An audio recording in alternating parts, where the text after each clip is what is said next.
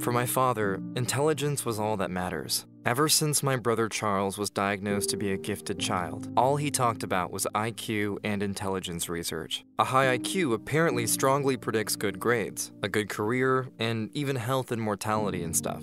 His favorite story is Kim Young, a Korean with an official IQ of 210. Just 6 months old, he was already speaking fluent Korean, and at age 3 wrote essays in German and English. Then he would hug Charles and look at me with this question in his face.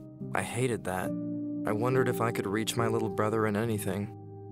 When I was young, me and my dad were best buddies. He never even cared much about IQ or G or whatever. When my brother started reading at just 2 years old, everything changed. Suddenly, I was forgotten, and soon after, I was the slow one. Once, when I got a C in math, he didn't even look at my paper and just told Charles that an ape is believed to have an IQ of 40. I hated his sarcasm. Once at dinner, when he started talking about intelligence, or G, he'd say, G stands for general intelligence, and scientists say it exists because apparently, most IQ tests correlate, whatever. He was talking about it and then drew up this graph on a piece of paper saying, "Look boy, this is the distribution of intelligence of all people in town. 0.1% of people will have an IQ of 55 or below. 2% have an IQ between 55 to 70. 14% between 70 and 85. 34% will score between 85 and the average, which is set at 100. Another 34 have an IQ between 100 and 115, and 14% between 115 to 130. Only 2% have an IQ higher than 130, and only 0.1% will have an IQ of a genius of 145 or above, like your little brother." I told him I'm not interested. I guess I shouldn't have.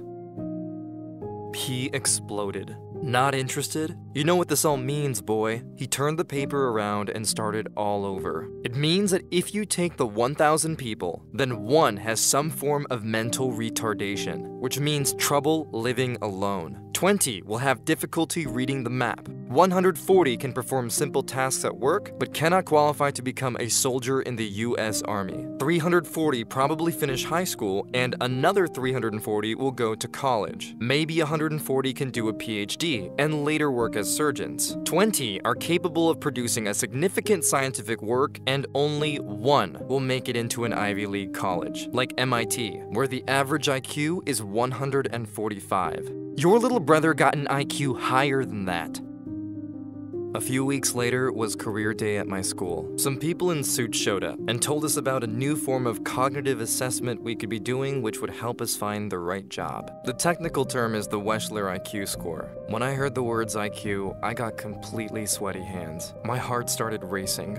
This could be the moment of truth. Then one woman started speaking. She told us that we are now going to take a test, and just 1 week later, we all get the results with some specific ideas about our future career path. She said it takes only 90 minutes, and measures our intelligence in the following 4 areas: perceptual reasoning, verbal comprehension, working memory, and processing speed. The assessment was voluntary, and my friend instantly stood up to leave the class, showing what he thought about this whole thing. My heart still racing, I was unsure what to do, and kept seated. Our teacher then handed out some questions. When she passed by my table, she simply said, "You're gonna do fine here." I don't think she realized this, but I was so happy to hear her say that. Maybe I'm not all that bad at these stupid IQ tests. Maybe it's a day that I can actually show my dad who I really am. What shall I do? I was so ready to show my dad that I'm no idiot. I decided to stay. I turned the first page over. It read the following: perceptual reasoning is the ability to think and reason with visual information. It is the ability to see what is being asked and to organize information in our heads through images. The first question was, when folded into a cube, which of the following corners would touch corner A? D, B, E, or C? I tried to fold the cube in my head, and yeah, it worked. It must be D. The second section was about working memory, our ability to keep several chunks of information in our mind simultaneously. One of the questions was, what is the next number in the series? 4, 12, 6, 9, 8, 6. There were 4 options: 6, 5, 10, or 12. The trick here was to put all the digits in my head and look for a pattern. 4, X, 6, X, 8, X. which means the next would be 10. The third section was verbal comprehension, which measures our ability to access vocabulary, express ourselves in a meaningful manner, and apply reasoning skills to information presented verbally. In the first question, it said, what is the difference between the words refuted and irrefutable? Do they have similar meanings, have contradicting meanings, or mean neither the same nor the opposite? They must have contradicting meanings. The fourth section was about processing speed, the pace at which we take in new information, and make sense of it in order to prepare a response. One of the questions asked was, what is the 12th letter of the alphabet? Is it T, L, R, or B? I realized I had to rule out all the options that didn't look right. Counting would have taken way too long. L is the right answer.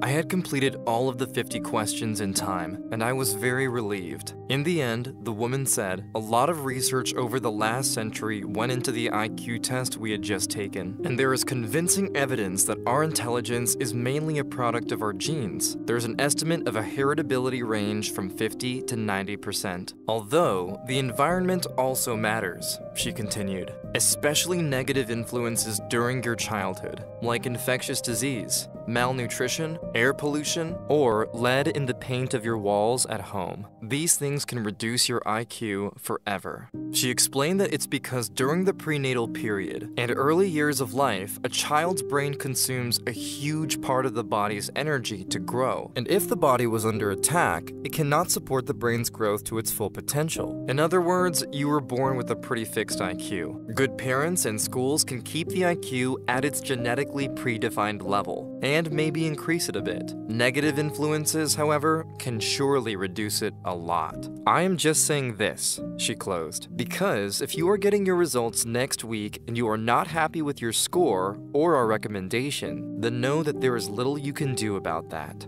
Even if you practice for years or continue school indefinitely, it's almost impossible to improve your score by more than 10 points. Just think about that before you open that envelope. You don't have to.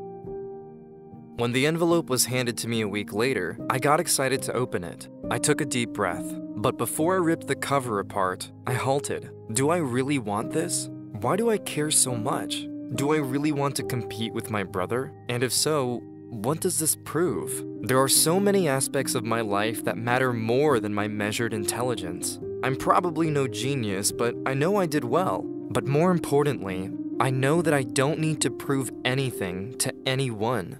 I decided not to open the envelope, and I loved this new idea of myself. Free from these limitations, I felt like I had grown up.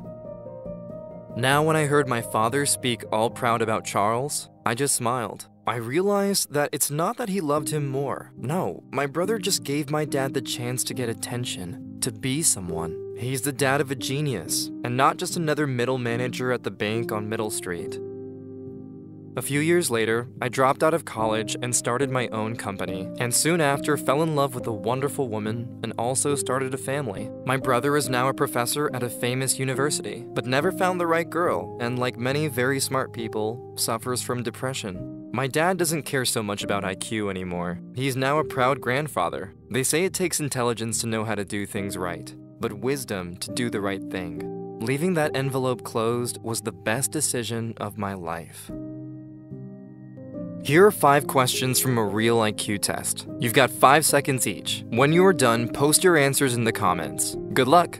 1. A package of gift cards has a length of 8 centimeters, a width of 4 centimeters, and a volume of 64 centimeters cubed. What is the height of the box?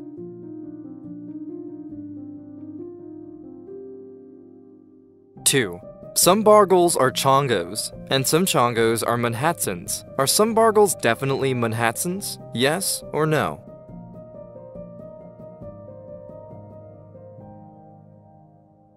3. Max needed to get 7 new doors from the home improvement store for his house. His car could only hold 2 doors at once. How many times did Max have to visit the store? 2, 4, 7, 8, or 9?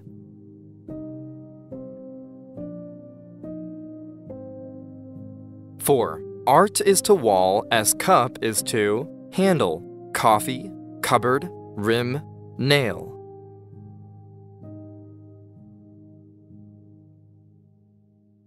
5. What is the missing number in the series? 1, 16, 81, blank, 625, 1296.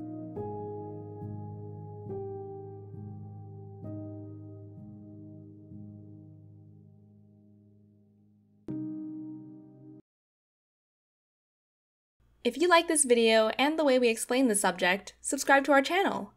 We try to explain complex subjects in simple language and cartoons to support students all around the world in their learning. If you want to support us, you can go to www.patreon.com/sprouts and donate. Just $1 from many fans makes a big difference.